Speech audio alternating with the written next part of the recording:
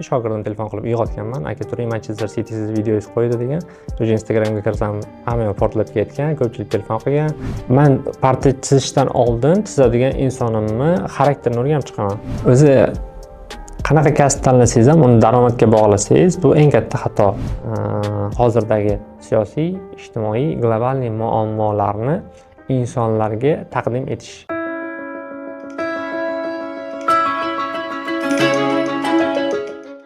Hop, avvalambor assalomu alaykum. Men Shohruh Husaynov. Hozirda rassomman. Undan tashqari ikkita institutda dars beraman, ya'ni o'qituvchilik qilaman va shu bilan birgalikda Kamoliddin Behzod nomidagi Milliy rassomlik va dizayn instituti, xudo xolasa, ikkinchi bosqich magistraman.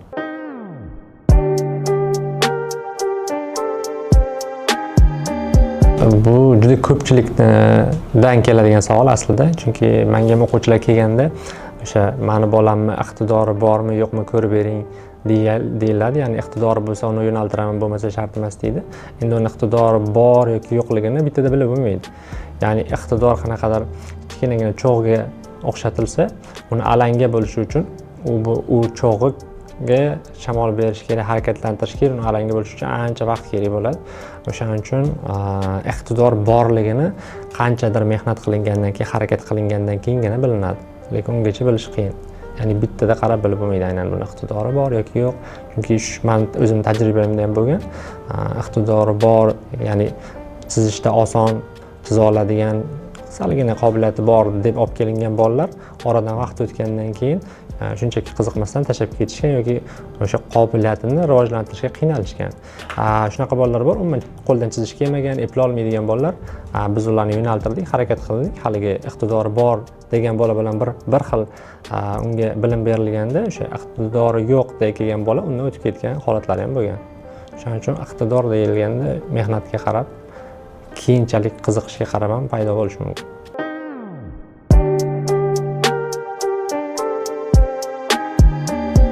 Birinchi qahramonim, ya'ni meni birinchi bo'lib Sevimlilik kanaliga chaqirishganda jonli efirga chiqqanman va unda Jahongir akani rasm chizib bergandim. O'sha yerdagi boshlovchi, hozir familiyalari esimda yo'q.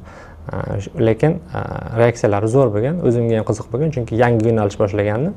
Qora fonga lak bilan rasm chizib, zar sepganman, o'sha zardan portret chiqqan. Va o'zimga ham qiziq bo'lgan, shu jonli efir paytida qilganim uchun va birinchi marta qilganim uchun zo'r o'xshagan, ularga ham yoqqan, o'zimga ham yoqqan. O'sha birinchi qahramon personaj shu bo'lgan.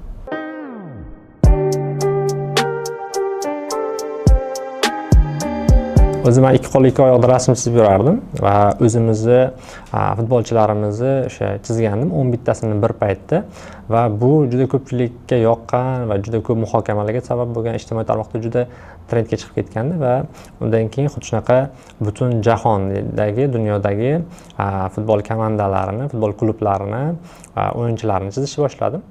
Va undan keyin o'sha biz bilamiz Abduqodir Husanov yurtdoshimiz Manchester Cityga o'tgandan keyin o'sha Abduqodirni qo'llab-quvvatlash maqsadida keyin Manchester Citydagilar o'zi yoshligimdan Angliya futboliga qiziqardim va xursand bo'lganimdan chizganman. Abduqodir Husanov bilan birgalikda Manchester Cityning yana 9 ta futbolchisini va chizganimdan keyin o'sha kameraga olinayotgan paytda o'sha 2 soat davomida chizganman va jarayon yakunlangandan keyin qarasak, shunchaki yozilmay qolgan boyagi video. Hamma narsa zo'r tugaganiga yozilmay qolgan.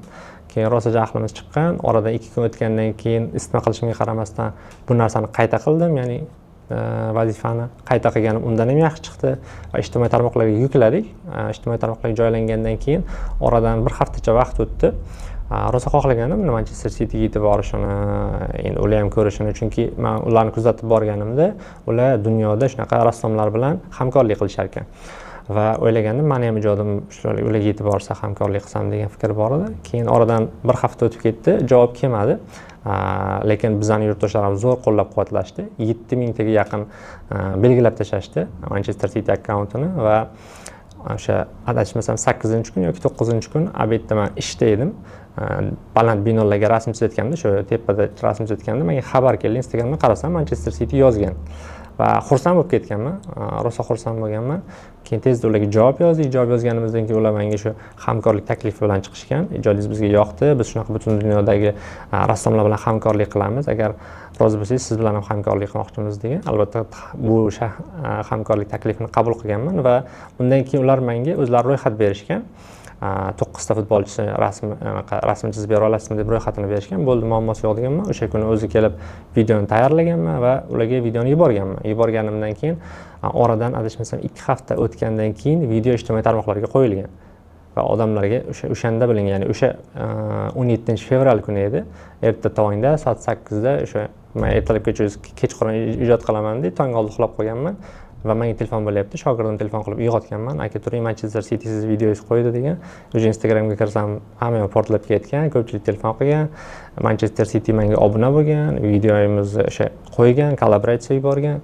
Angliyaga borishimiz rejasi bor edi, lekin bunaqa tez bo'lib ketadi deb o'ylamagandik. O'shaning uchun juda ham tezlikda Angliyaga ketish safari rejasi tayyorlandi va biz Angliyaga o'zi Oliy ta'lim vazirligi ko'magi asosida ketdik. U yerda forum bo'ldi, borib forumga qatnashdik. U yerdagi o'zbekistonlik yoshlar, ya'ni Angliyada o'qiydigan yoshlar bilan fikr almashdik va jarayonda Manchester Cityga o'tib kelish imkoniyati tug'ildi va borganimizda u yerda faqat Abduqodir Husanov yurtdoshimiz qo'llab-quvvatlash maqsadida ikkita qo'l ikkita oyoqda uni portretini 4 ga bo'lib chizib yakunlashimiz kerak edi.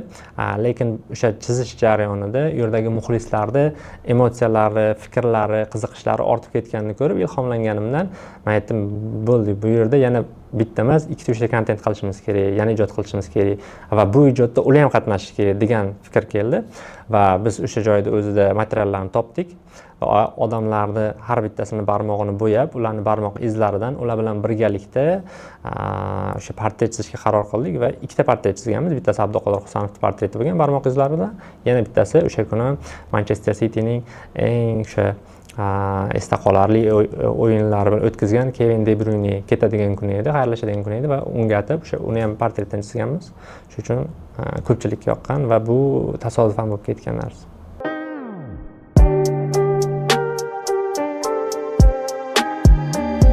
Albatta qo'l bilan chizish oson, chunki men 2024-yilgacha faqat o'ng qo'lda chizganman, chap qo'lda chizmaganman ham. 5 yoshimdan rassomchilikni boshlagan bo'lsam, o'naqayman, chapaqa emasman. Shunaqa bo'ldiki, bakalavriatni o'qishni 2023-yilda bakalavriatni tugatganimda g'oya keldi. Men o'zim yo'nalishimni topishim kerak. Qanaqadir yangi yo'nalishlar bilan insonlarni hayron qoldirishim kerak. Undan tashqari media rivojlangan, mediadan foydalanishim kerak va o'shanda boshlandi noodatiy uslubda portret chizish degan yo'nalishni tanladim va birin-ketin har xil ijodlar qilishni boshladik. Barmoq izidan, mayda odamchalardan, harflardan va o'sha paytda g'oya keldi. 2 ta qo'lda rasm chizish. Bu g'oya qanaqa keldi desangiz, bu kubik rubik yig'ardim men, speed kuberman va chap qo'lda kubik rubik yig'ib, bir paytda o'zi o'ng qo'lda rasm chizganman. Va bu narsa o'xshagan. O'shanda o'ylaganmanki, kubik rubik olib qo'yib 2 ta qo'lda rasm chizib ko'raman va chizib ko'rganimda u narsa ham uddalaganman, o'xshagan. O'sha kubik rubik barmoq motorikalarini yaxshiroq his qilishga, keyin barmoq motorikalarini miya bilan birlashib ketishiga ancha yordam bergan va menga oson bo'lgan bu narsa 2 ta qo'lda chizib. Keyin 2024-yilda yanvar oyida shunaqa g'oya keldiki, internetda ko'rib o'tirganimizda koreys rassomini ko'rib qoldim. 4 ta portret chizgan, 2 ta qo'l, 2 ta oyoqda va mana qilib ko'rishim kerak ekan dedim va qiziqish bo'ldi. Bolalar bilan aytdik, o'sha kechki payt syomka qilamiz, 2 ta qo'l, 2 ta oyoqda 4 ta portret chizaman dedim. Keyin ular aytishdiki, hech bo'lmasa repetitsiya qilib ko'ring, sinab ko'rmagansiz, oyoqda chizishga o'xsharmikan dedi. Mayli, jarayonda bo'ladi, nima bo'lsa dedikda, syomkaga qo'ydik. 2 ta qo'lda 2 ta oyoqda bir paytda chizildi, 4 ta portret, 1,5 soatcha vaqt ketdi, adashmasam. Va o'xshadi, zo'r chiqdi. 2 ta oyoqda qilib va jarayonda bildimki, demak, oyoq bilan ham rasm chiza olar ekanman, eplay olar ekanman.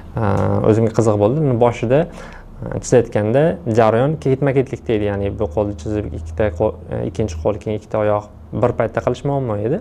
Va shunaqa bo'ldiki, Rossiyadan taklif tushdi menga fevral oyida, ya'ni chizishni boshlaganimga 1 oy o'tar o'tmas video ham chiqqandan keyin Rossiyadan Ajoyib odamlar degan loyihadan taklif bilan chiqishdi. Sizni chaqirmoqchimiz, ijod qilish. Bo'ldi, xursand bo'ldim, chunki yoshligimdan kuzatardim va dadamga so'z bergandim, bir kun mana shu joyda ko'rasiz degan fikr bo'lgandi va xursand bo'ldim, dadamga bergan va'damni ustidan chiqish imkoniyati bo'lganda. Rozi bo'ldim, shartnoma tuzdik va shartnoma shartlari shunaqa ediki, bu yerga san bizga kelganingdan keyin biz hamma xarajatni, hamma narsani ko'taramiz, faqat bitta narsa talab qilinadi, rejissyorimiz qanaqa shart qo'ysa, shuni bajarib berishing kerak. Bo'ldi, xo'p deganman va borganimdan keyin ular menga shunaqa vazifa berishganki, senga 20 daqiqa vaqt beramiz, 20 daqiqada bir payt o'zi 2 ta qo'lda 2 ta oyoqda bitta inson 4 ga bo'lib chizishing kerak deyishgan. Men o'ylagan, bu narsaning iloji yo'q, chunki hali aytgandek man shu alohida shug'ullanmaganman ikkita qo'l ikkita oyoqda chizishga va bir paytda qilish, yana bitta odamni 4 ga bo'lib chizish bu imkonsiz. Chunki bir qo'lda chizganimda ham liniyalarni bir-biriga to'g'rilab olish kerak, uni o'lchamlari bor, hajmi bor, vaqt juda qisqa. Aytganman, yo'q, buning iloji yo'q, hech bo'lmasa menga 1 soat vaqt bersanglar amallab berishim mumkin deganman. Keyin ular aytishganki, shartnomani eslatishgan menga, shartnomaga qo'l qo'ygansan. Keyin bo'ldi, xo'p deganman. Uchinchi joydan keldim, bu yoqda O'zbekiston nomidan kelganman. Keyin shunaqa bo'ldi, xo'p qilaman dedimda, o'sha payt jarayonda o'tirib chizganman. Ular bergan vaqtdan 5 minut oldin chizib bo'lganman, ya'ni 15 daqiqada chizib bo'lganman. Hammasi o'xshagan, hammasi zo'r bo'lgan va undan keyin o'zimga bo'lgan ishonchim ortgan, ya'ni bir paytda diqqatni bir joyga jamlab ikkita qo'lda ikkita oyoqda chizish o'shandan boshlangan va undan keyin Rossiyadan qaytib kelganimdan keyin shunaqa o'zimga ishonch ortib ketganki, bir paytda 8 ta chizdim. Bir paytda o'zi 8 ta chizdim. Va bu jarayon qanaqa bo'ladi desangiz, konsentratsiya yig'ish bu aytgandek kubik rubikdan boshlangan. Chunki kubik rubikda men o'zim havaskor sifatida, hobbiyim sifatida qiziqib shug'ullanishni boshlaganman va uni tez yig'ishga harakat qilardim va musobaqalarga qatnashni boshladim. Ya'ni Butunjahon Speed kuberlar assotsiatsiyasi a'zosiman va shunda musobaqalarda shunaqaki millisekundlar ham juda katta rol o'ynaydi. Diqqat e'tiboringizni chalg'itishga, fikringizni bo'lishga haqqingiz yo'q va kubik rubik bilan qancha ko'p shug'ullansangiz, barmoqlar shunaqa bo'ladiki, avtomatlashadi. Siz unga kubik rubikka qaramasdan bemalol barmoqlaringiz o'zi his qilib yig'ishni boshlaydi. Va o'shanda menda diqqatni jamlashga, barmoqlarni his qilishga kubik yordam berdi.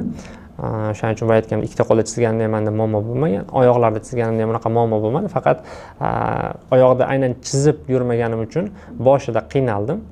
Liniyalarni olishga, harakatlantirishga, ikkita uchta jarayondan keyin chizganimizdan keyin ancha ko'nikdim, ancha o'rgandim va menda yana ham oson bo'lgan tomoni ancha paytdan beri rasm chizganim va portretni qanaqa chizilishini bilganim, o'lchamlarni qanaqa olish kerakligini bilganim uchun shunchaki qo'l o'lchamlarini oyoq o'lchamlariga o'tkazganman xolos. Va menda ancha oson kechgan. Shu.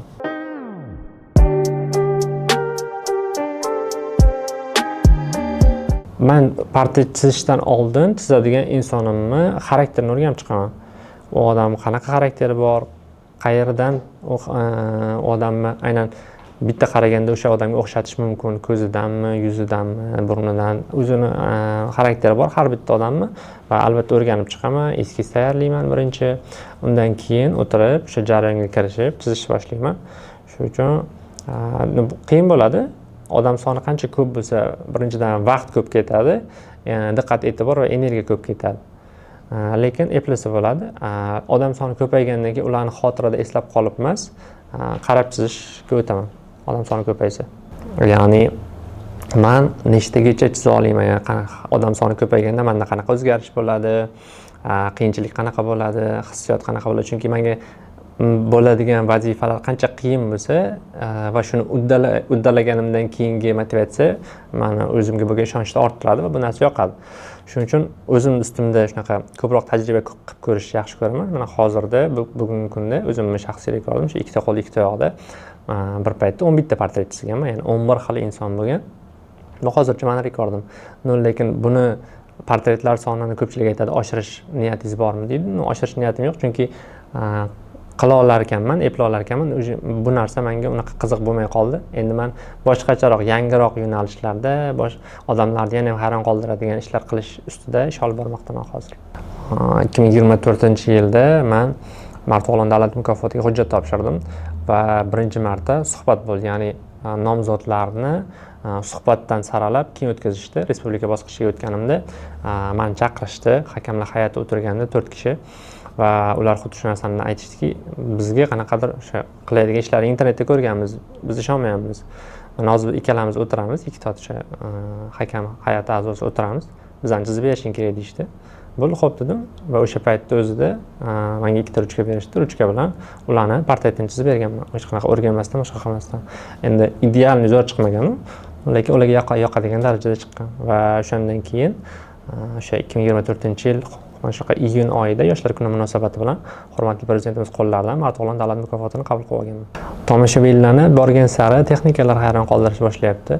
Chunki ijtimoiy tarmoqlarda hozir ular juda ham ko'p o'tirishadi va juda ham ko'p yangilikni, informatsiyani qabul qilishadi. O'shaning uchun natijadan ham ko'ra ularga qanaqa texnikada bo'layotgani qiziq. Chunki natijani kutaman deyishsa zerikib qolishadi, o'tkazib yuborish ehtimoli bor va natijani juda qisqa vaqtda ularga ko'rsatib berish juda qiyin. O'shaning uchun qiziqarliroq texnikalar bilan, yangiliklar bilan ularni natijagacha bo'lgan sabrini ushlab o'tirsa bo'ladi. Ya'ni bitta texnika bilan ularni sabrini ushlab o'tirish qiyin. Shuning uchun men o'zim ham har doim bir marta qilgan ishimni ikkinchi marta qilgim kelmaydi va obunachilarimga bu narsa qiziq bo'lmaydi. Shuning uchun imkon boricha har doim har xil texnikalardan foydalanib, ularni qiziqtirishga harakat qilaman va ular ham mendan bu narsani kutishadi.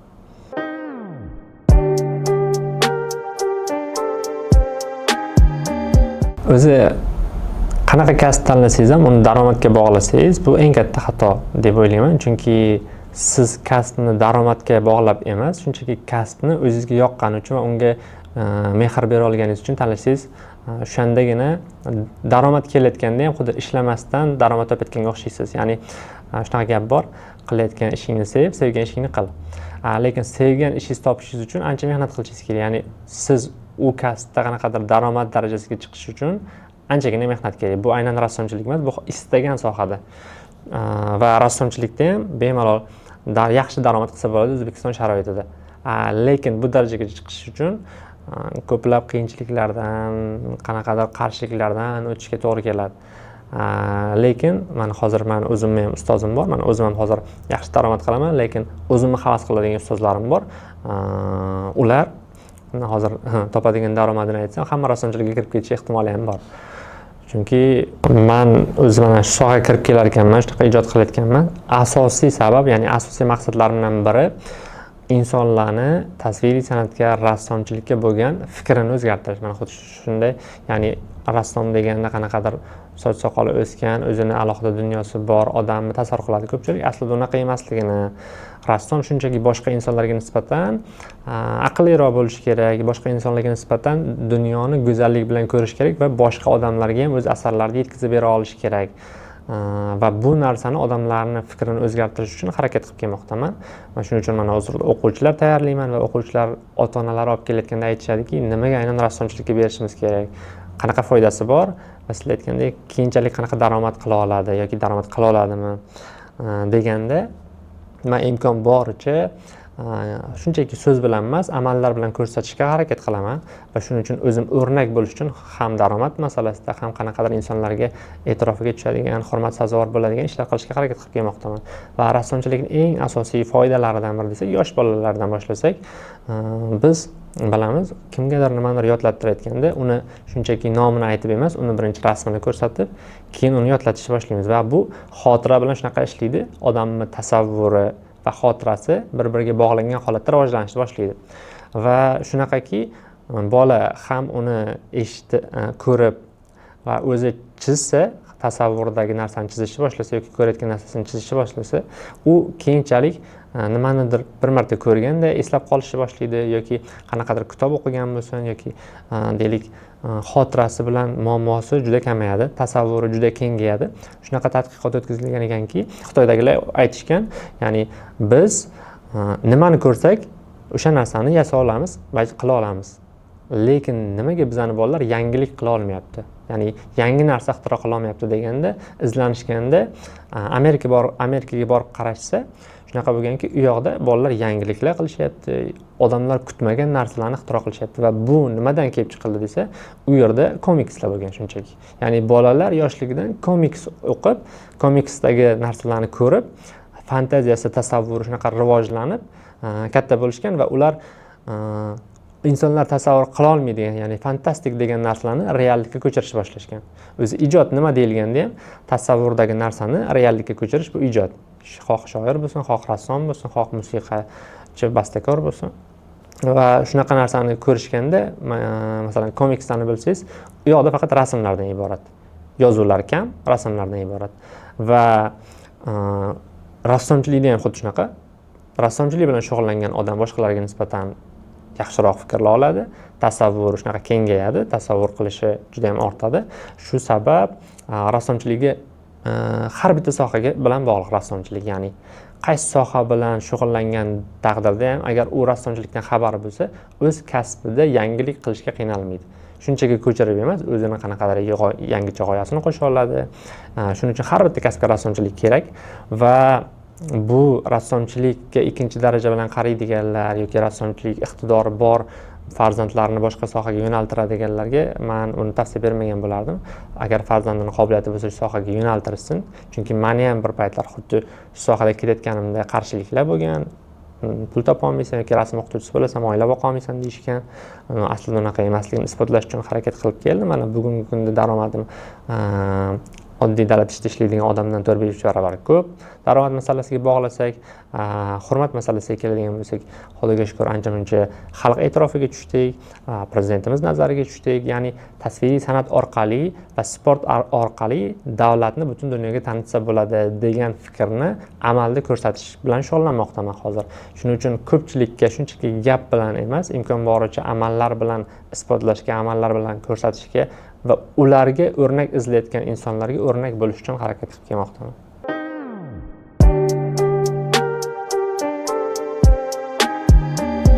Kamaygan, ya'ni oldingiga nisbatan rassomchilikka bo'lgan qiziqish, e'tibor, aynan rassomchilikka bo'lgan mehr baribir kamayish bo'lgan. Bu nimadan kelib chiqdi desangiz, bu yerda ijtimoiy tarmoqlarning kirib kelishi, sun'iy intellekt qo'shilishi va ko'pchilikning fikridagi narsa sun'iy intellekt qilib beradigan narsalar yoki deylik pechatlar, printerlar chiqib ketdi. Shu narsalar orqali bizning kasbimizga bo'lgan qiziqishlar, e'tiborlar balki kamayish bo'lgan. Lekin zamon o'tyapti, rivojlanyapti va bizda mana hozirda ko'pchilik e'tibor berayotgan bo'lsa, yana tasviriy san'atga, rassomchilikka, qo'l mehnati bo'lgan e'tibor, qiziqish yana kundan kunga oshmoqda. Ya'ni to'xtab qolgan joyimizdan davom etishni boshlayapmiz. Shuning uchun men o'ylaymanki, yaqin bir necha yilda bizni sohamizga bo'lgan, ya'ni rassomchilikka bo'lgan e'tibor ham kuchayadi, rassomlar ham yana ko'payadi va biz rassomlarda shunaqaki, bizning ustozlarimizda aynan ular mediaga chiqib o'zini ko'rsatgisi kelmaydi yoki aytgandek o'zini ijodlari bilan yurgani uchun o'zini ijodlarini faqat tasviriy san'at sohasiga qiziqqan insonlargina biladi, ko'p xalqqa yetkazib bera olmaydi. Va shuning uchun ko'pchilik rassomlarni o'rnak sifatida topa olmaydi. Va imkon boricha hozir harakat qilmoqdaman. Men o'zim ham ustozlarimiz bilan suhbat jarayonida ularni aynan medialarga, odamlarga ko'rsatib berish jarayonida men o'zim mediada yurgan inson sifatida ko'rsatib berishga harakatimdaman va shunaqa insonlar borki, ularni ko'rib havas qilsa bo'ladi. Har tomonlama, ham ilm tomonlama, ham ijod tomonlama, ham umuman inson sifatida shunaqa rassomlar borligini va rassomchilikda ham boya aytganingizdek butun dunyoga ko'rsatadigan asarlari bor rassomlarimiz bor va u asar butun dunyodagi muzeylarda asarlari turgan rassomlarimiz bor. Shunaqa ustozlarimiz bor va shu ustozlardan men o'zim bilim olganimdan, shular bilan bir davrda yashayotganimdan masalan shaxsan o'zim faxrlanaman va men o'ylaymanki, bu insonlar bilan yashayotgan qolgan insonlar ham faxrlanishini va u insonlar ham shunaqa insonlar borligini bilishi kerak deb o'ylayman. Shuning uchun hozirda o'sha media tomonlama ularni odamlarga tanishtirish ustida ish olib bormoqdamiz.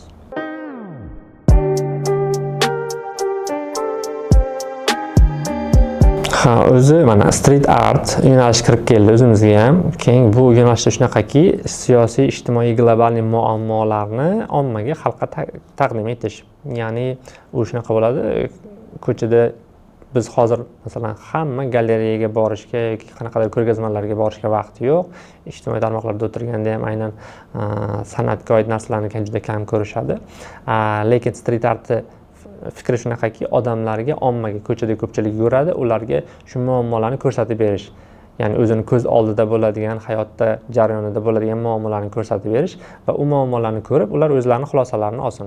Va men ham xuddi siz aytgandek 2021-yilda adashmasam, o'sha ekologiya muammosi sifatida bolacha protegaz kiyib, ob-havo ifloslanganligi tufayli o'zini o'sha asrash maqsadida protegaz kiygan holatda qum o'ynayotganini tasvirlaganman. Va oradan yillar o'tdi, mana hozirda Toshkent havosi ifloslanib, men 2021-yilda chizgan ijodim hozirda ommalashib ketdi. Ya'ni shunaqaki, hozirdagi siyosiy, ijtimoiy, global muammolarni insonlarga taqdim etishdan iborat. Aynan street artni o'sha janr shunaqa. Qolgan rassomchilik yo'nalishlariga keladigan bo'lsak, ko'p rassomlarning ijodi shunaqaki, oradan 20 yil o'tadi, 30 yil o'tadi yoki 50 yil o'tgandan keyin ommalashishni boshlaydi. Ya'ni rassomlar shunaqa bo'lishi kerakki, ular oldindan kelajakni hech bo'lmasa ko'ra olish kerak. Bu bashorat qilish emas, bu shunchaki qolgan insonlarga nisbatan rassomlar o'zini dunyosida, tasavvurida yurgani uchun ular ko'p narsani e'tibor bilan kuzatishadi, keyinchalik bo'ladigan ishlarni taxmin qilishadi va o'zlarini ijodlarida ko'rsatib ketishadi. Hozirda aynan muammo ko'tariladigan yo'nalishdagi street artlar kam bizda, ya'ni bizda kam, lekin bor. Endi bu narsani juda ham tez holatda bizani ommaga ko'rsatish va bu narsani shunaqa tez odamlarni hazm qilish qiyin bo'ladi. Shuning uchun asta sekinlik bilan bir necha yillar davomida odamlarga ko'rsatilgandagina sekin ommalashadi va odamlar ham bu narsani tushunishni boshlaydi. San'at orqali o'sha muammolarni qabul qilishdi va bu narsani berayotgan ijodkorlar ham sekinlik bilan ko'payadi.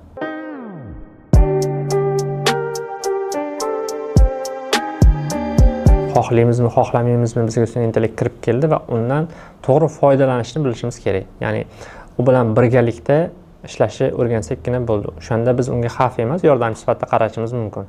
Va men o'zim xuddi shunaqa qilaman va meni hozirda magistrda bitta professor ustozimiz ham bor, Bahodir Jalolov. U kishi ham xuddi shunaqa fikrdalar, ya'ni qaraydilar. Sun'iy intellektdan to'g'ri foydalangan holatda, ishimizni osonlashtirgan holatda uni yordamchi sifatida ko'rib, yangi san'at asarlari yaratish, yangi ijodiy ishlar qilish va bu aytgandek, ko'pchilik bunga xavf deb qaraydi, lekin aslida bu xavf emas, shunchaki qarashimizni, fikrimizni o'zgartirsakkina biz uni yordamchi sifatida, unga buyruq berib ishlatadigan odam sifatida qarasak bo'ladi. Ya'ni shunaqaki, rassom ijodkorning qo'lida shunaqa narsa borki, u o'zi qilayotgan ishlarni, san'at asarlarini sun'iy intellekt bilan birgalikda yana ham mukammalroq, ya'ni mediaga xos qilib kerak bo'lsa yoki odam hozirgi zamonga xos qilib yana yaratsa bo'ladigan darajada imkoniyati bor. Bizani ijodda shunaqaki, siz sun'iy intellektga nimanidir to'g'ri narsa kiritsangiz, u sun'iy intellekt sizga to'g'ri narsa bera oladi. Va siz unga ijodkor sifatida qanaqadir asar yaratishi buyrug'ini bersangiz, lekin boyagi qabul qilayotganda uni qabul qilishni bilmasangiz, ya'ni u sizga beradigan narsa haqida ma'lumotga ega bo'lmasangiz, bilimingiz bo'lmasa, siz uni shunchaki qabul qila olmaysiz. Va boya aytgandek, ijodkorlar, rassomlar buyruq bergandan keyin uni qabul qilib olishni bilishadi. Va uni qabul qilib olish uchun ham, unga buyruq berish uchun ham oldin o'zini bilimi bo'lishi kerak. Shunchaki hech narsani bilmasdan, shunchaki havaskor odam sun'iy intellektga kirib, o'zini xohlagan san'at asarini yarata olmaydi. U shunchaki o'zi qanaqadir asar yaratdim deb o'ylaydi, lekin bu ijodkorlar ichida hurmatli ish bo'lmaydi, hurmatga sazovor yoki odamlarga unaqa qiziq ish bo'lmaydi. To'g'ri, chiroyli nimadir qilib bera olishi mumkin. Xohlagan janrda, xohlagan uslubda juda ham ishni osonlashtirib, juda ham qisqa vaqt ichida qilib bera oladi, lekin aynan ijodkorlar ko'zi bilan qaraganda, ijodkor u ishni ko'rganda shunchaki qisqagina kulib qo'ya oladi xolos. Chunki ijodkorlar uni tushunadi, ya'ni qabul qila oladigan odamlar uni tushunadi, biladi kamchiligi qayerda, xatosi qayerda. Boya siz aytgandek, hozir sun'iy intellekt diplom ish ham qilib beryapti, qanaqadir kitoblar ham yozib beryapti, ya'ni bilmayman, yana ko'p narsalarda yordam beryapti, lekin uni mutaxassislari ko'rib tekshirib olganda uni ichidagi xatolarini, kamchiliklarini va juda ham kerak emas narsalar qo'shib yuborganini biladi. Rassomlarda ham xuddi shunaqa. Ya'ni boya aytganimdek, siz unga nimanidir to'g'ri buyruq berib, undan to'g'ri talab qilib olishni bilsangiz va shu bilim sizda bo'lsa, sun'iy intellekt bilan ishlash oson. Lekin uni bilmasdan, tushunmasdan turib, shunchaki siz o'zingizni ijodkor sifatida, ya'ni aynan ijodkorga raqib sifatida ko'ra olmaysiz. Ijtimoiy tarmoqlar aynan rassomlar uchun emas, juda ko'plab soha uchun katta imkoniyatlar yaratmoqda. Mana aynan bizning sohaga keladigan bo'lsak, boya aytgandek, o'rnak sifatida ko'radigan odamlar hozir hamma o'rnakni internetdan qidiradi va internetdagi ideal insonlarni ko'rishadi, blogerlarni kuzatishadi va o'zlariga o'rnak qidirishadi, ya'ni havas qilib qaraydigan odam. Va bu aynan rassomlarga ham, tasviriy san'at ichida yurgan odamlarga ham qulay imkoniyat deb hisoblayman va men o'zim ham o'sha ijtimoiy tarmoqlarda imkon boricha faol bo'lishi va imkon boricha odamlarga o'sha tasviriy san'at orqali kontentlar, videoroliklar chiqarib, ularga o'zimni mahsulotimni berishga harakat qilaman. Va hozirda bizda ham mana xuddi shunaqa tasviriy san'atga, ijodiy videolarga bo'lgan qiziqish, talab ko'payishni boshlamoqda. Birinchi biz taklif berdik va taklifimiz yoqqani uchun hozir talab ko'paymoqda. Lekin boshida rosa qiyin bo'ldi. Mana endilikda va hali ham aytib o'tib ketdim. Endi ustozlarimizni, bizni hozirgi zamonimizda yashaydigan, biz qadrlaydigan ijodkor odamlarni mediaga olib chiqib, boshqa odamlarga ham targ'ib qilishda media bizga yordam bermoqda. Shuning uchun hozir aytganda mediadan to'g'ri foydalana olgan har bir inson va shunaqa gap borki, o'zini borligini bildirish bu reklama emas. Shuning uchun hozirgi o'zini kasbida, aynan rassomchilik bo'lsin yoki boshqa soha bo'lsin, o'zini borligini, kasbini qilayotgan natijalarini va qanaqadir mehnatini odamlarga ko'rsatishi, mediaga olib chiqishi bu normal holat deb hisoblayman.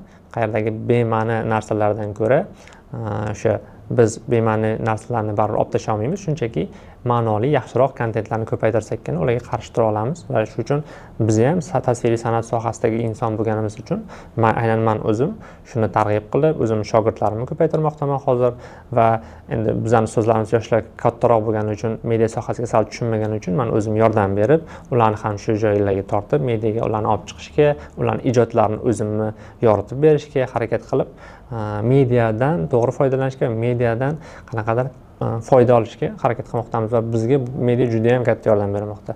Angliyaga borib kelishimiz, Rossiyaga borib kelishim, hurmatli prezidentimiz nazariga tushishimizga ham, barchasi odamlarni nazariga tushishimiz, hattoki shu joyga kelishim ham media orqali bo'lgan, media orqali odamlar ko'rgan, ijodlarimizga qiziqishgan va media juda katta kuch bo'lib qoldi hozir. Shuning uchun bu juda qo'l kelmoqda bizga.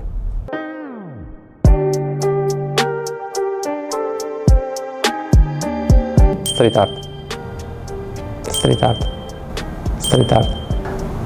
art. Yo, mana miniatyurachi emasman, street art. Xo'p, ikkalasini ham yaxshi ko'raman. Street art.